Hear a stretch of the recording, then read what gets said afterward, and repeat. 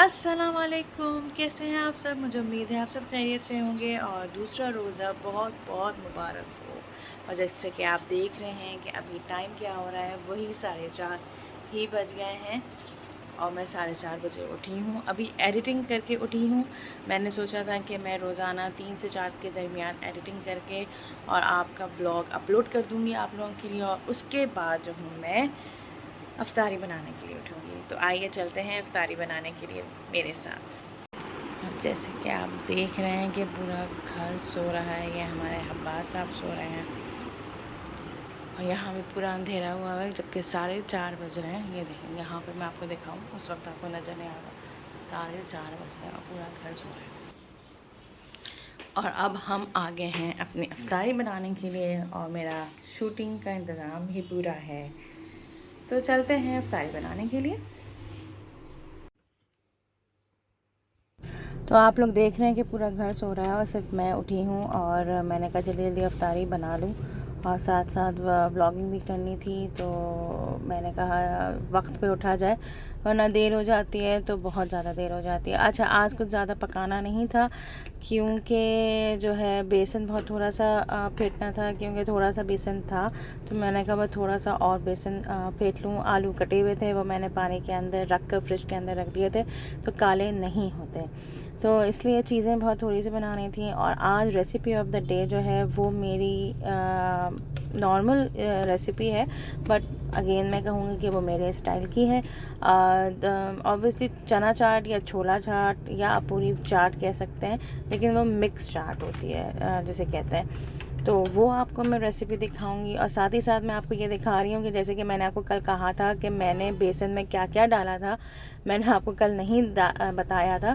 मैंने बस डायरेक्टली फेंटने की क्लिप डाल दी थी। तो बेसन में मैंने इसमें नमक, लाल मिर्च और ज़ीरा और प्लस मीठा सोडा ये मैंने डाला था। अगर आप चाहें तो इसके अंदर आप चाट मसाला भी डाल सकते हैं।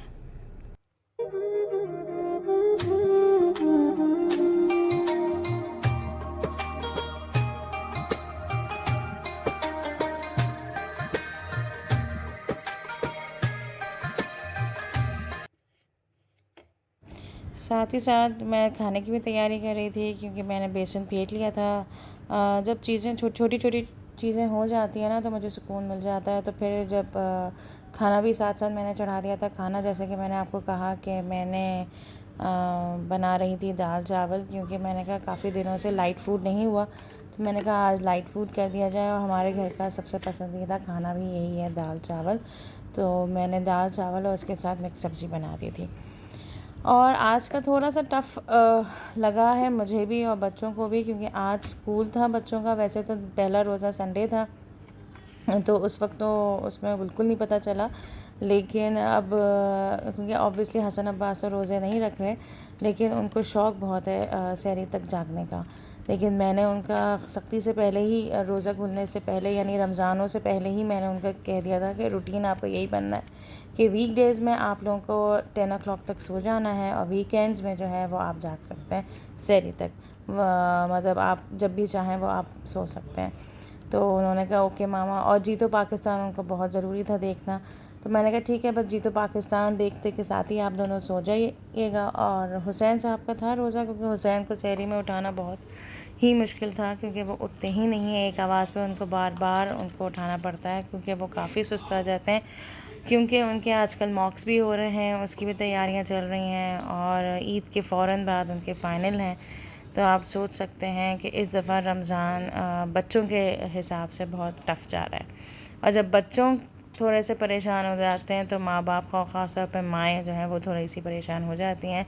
और मुझे भी बिल्कुल टाइम नहीं मिल रहा था कि कभी 2 घंटे सो रही हूँ, फिर एकदम से उठ जाती हूँ सहरी के लिए, फिर बच्चों का स्कूल आ जाता है तो उसके लिए उठ जाती हूँ।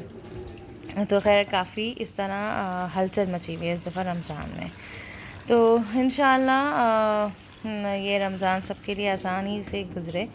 और सब माएँ, क्योंकि मैं जितने भी व्लॉग्स देख रही थी सब माएँ यही कह रहे थे कि बच्चों के स्कूल इस दफ़ा खुले हुए हैं, क्योंकि पिछले 2 साल से कोविड की वजह से ऑनलाइन क्लासेस हो रही थी।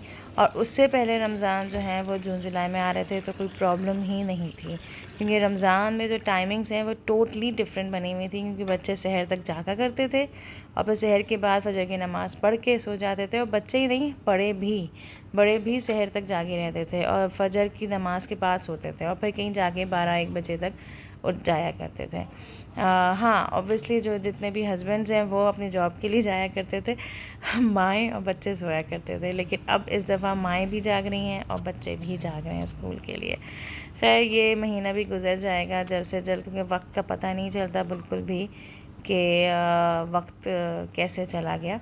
और अल्लाह का लाख लाख शुक्र है, कोविड से भी हालात थोड़े से बेहतर हो गए हैं। थोड़े से नहीं, मैं तो समझ रही हूँ बहुत ज़्यादा हालात बेहतर हो गए, क्योंकि लोग जो है वो बिल्कुल ही विदाउट मास्क हो गए हैं हर जगह। लेकिन मैं फिर भी कहती हूँ कि अपनी एहतियात लोगों को खुद करनी चाहिए कि अगर वो किसी रश वाली जगह जाएं तो ज़रूर मास्क पहनें। खैर एनीवे, बेसन मैंने फेंट दिया था, दाल मैंने चढ़ा दी थी और दाल में बना रही थी खट्टी दाल। उसमें सिंपली आपको इमली डालनी होती है। जब वो अच्छी तरह घुल जाए, यानी अच्छी तरह गल जाए, और उसको फिर अच्छी तरह घोटने के बाद मैं इमली डालती हूँ और इमली के बाद थोड़ा सा पानी डाल के और उसके बाद मैं भगा देती हूँ। और यहाँ मैं इमली की चटनी भी बना रही थी। बहुत से लोगों ने इमली की चटनियाँ या खजूर की चटनी या पुदीने की चटनी बना कर फ्रीज़ कर ली थी, लेकिन मैंने कहा कि नहीं, मैं उन्हीं दिनों बनाऊँगी।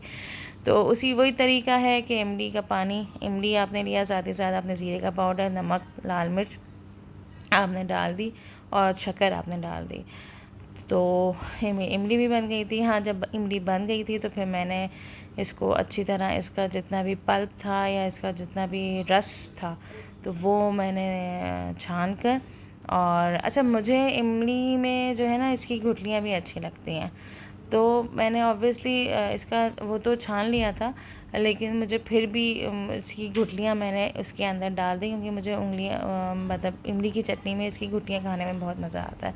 अच्छा, ये इमली की चटनी भी मैं ज़्यादातर मैं अपने लिए ही बना रही हूँ, क्योंकि मैं और बस कभी कभार ये खा लेते हैं, वरना बच्चे तो बिल्कुल भी नहीं इनको टच करते। तो इसलिए मैंने कहा क्यों ना मैं जो हूँ गुठलियाँ भी इसके अंदर डाल ही रहूँ, कोई फ़र्क नहीं पड़ता। अपने लिए आप बना रहे हैं, हाँ कोई अगर मेहमान आएगा तो उनके लिए हम दोबारा बना लेंगे और उसमें मैं गुठलियाँ हटा दूँगी। तो इस तरह इमली की चटनी भी बन गई बहुत अच्छी तरीके से। और फिर मैंने अपनी आज की रेसिपी ऑफ डे बनाई, और वो है चना चाट। तो मैं आपको बताती हूँ कि मैं वो चना चाट की रेसिपी कैसे बना रही हूँ।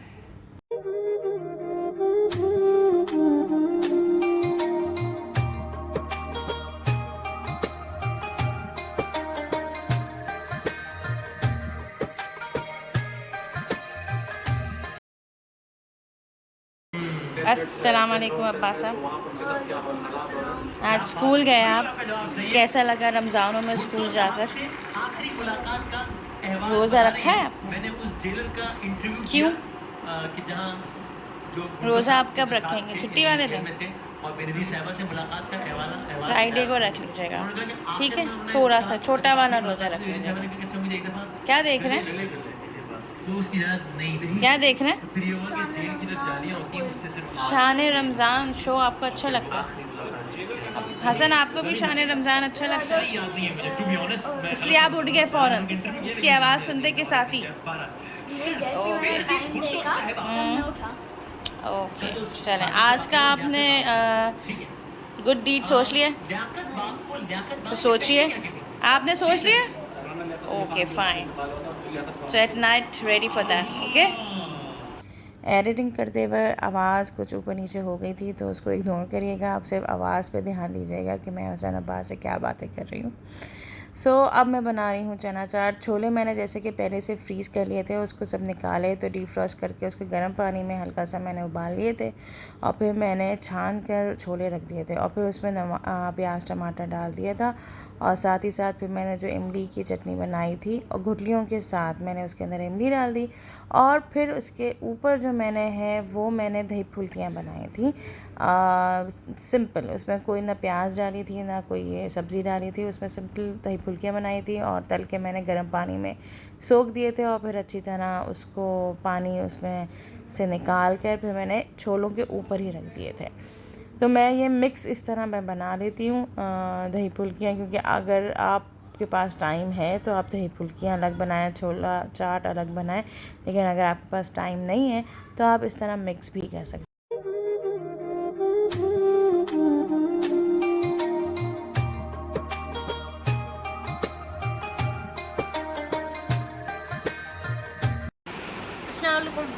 कैसे हैं हसन आप? ठीक ठाक हैं? दूसरा रोज़ा हो गया आज? यस। गुड। अब आज बताएंगे आज आप क्या अपनी गुड डीड शेयर करना चाहेंगे? मेरी गुड डीड है offer the prayer on time. नमाज आपको एकदम वक्त में पढ़नी चाहिए। और जब आपको अजान होती है तब इसका मतलब कि अल्लाह ताला आपको बुला रहा होता है, इसलिए आपको नमाज अपने टाइम में पढ़नी चाहिए। क्योंकि अल्लाह ताला जब बुला रहे हैं तो आपको फ़ौरन जाना चाहिए। यस। है ना? चलें गुड। अस्सलाम वालेकुम। दूसरा रोज़ा आप सबको बहुत बहुत मुबारक। आज में मेरी गुड डीड है ऑलवेज स्पीक ट्रुथ। अगर आप ट्रुथ बोलेंगे तो अल्लाह ताला आपसे पहली बार खुश होता है। और जो हमेशा सच आदमी को नेकी की तरफ ले जाता है, और झूठ जो है ना वो आदमी को जहन्नुम की गुनाहों की तरफ ले जाता है। तो हमेशा सच बोलें और सच बोल के इंशाल्लाह नेकी करें। Very good. अच्छा, बस आप बस ये करो।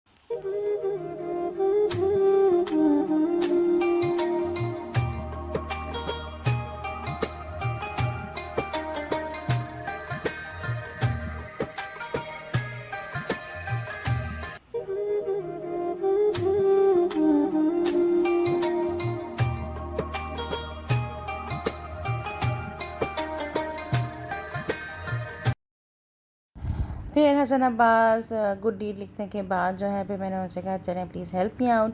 फिर रोज़ाना हमेशा वही टेबल लगाते हैं, क्योंकि ऑब्वियसली आखिरी का टाइम बहुत जल्दी जल्दी गुज़रता है, रोज़े का वक्त हो रहा होता है और मैं फ्राइंग में लगी हुई होती हूँ, क्योंकि हुसैन साहब का रोज़ा है तो मैं चाहती हूँ कि वो जितना आराम करे तो ही बेहतर है।